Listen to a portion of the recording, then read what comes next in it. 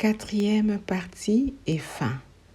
Matthieu chapitre 2, verset 2. Où est le roi des Juifs qui vient de naître? Jean chapitre 19, verset 19. Pilate fit une inscription qu'il plaça sur la croix et qui était ainsi conçue: Jésus de Nazareth, roi des Juifs. L'écriture du premier mot roi dans Matthieu chapitre 2, verset 2 est écrite avec la lettre R en majuscule pour spécifier la grandeur ou la majesté, et la deuxième écriture du mot roi dans Jean chapitre 19, verset 19 est écrite avec la lettre R en minuscule dans les contextes de l'ironie pour minimiser et pour marquer la petitesse. Marc chapitre 15, verset 39.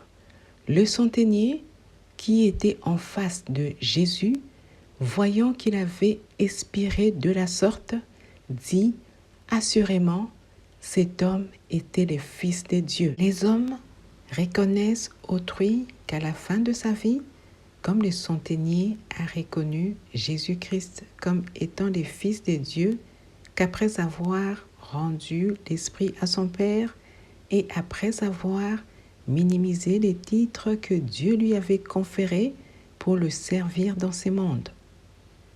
Jérémie chapitre 1, verset 5. Avant que je t'eusse formé dans les ventres de ta mère, je te connaissais, et avant que tu fusses sorti de son sein, je t'avais consacré, je t'avais établi prophète des nations. Jésus-Christ était déjà consacré roi des Juifs avant même sa venue dans le monde, et en sortant de ce monde, il est sorti en tant que le roi des Juifs et le Fils de Dieu.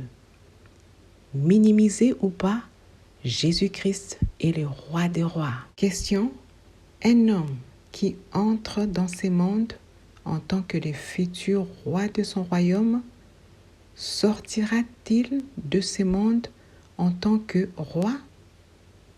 Probablement, il sortira de ce monde avec honneur royal. Sortira-t-il de ce monde comme celui qui est devenu un enfant de Dieu pour qu'il soit reçu avec honneur dans le royaume céleste? Conclusion: la finalité n'est pas sur la terre, mais au ciel, notamment dans le royaume céleste, où certaines personnes, ou les pierres angulaires qui ont été rejetées par la société ou par leur famille et qui ne représentaient rien sur cette terre, seront couronnées chacune d'une couronne céleste.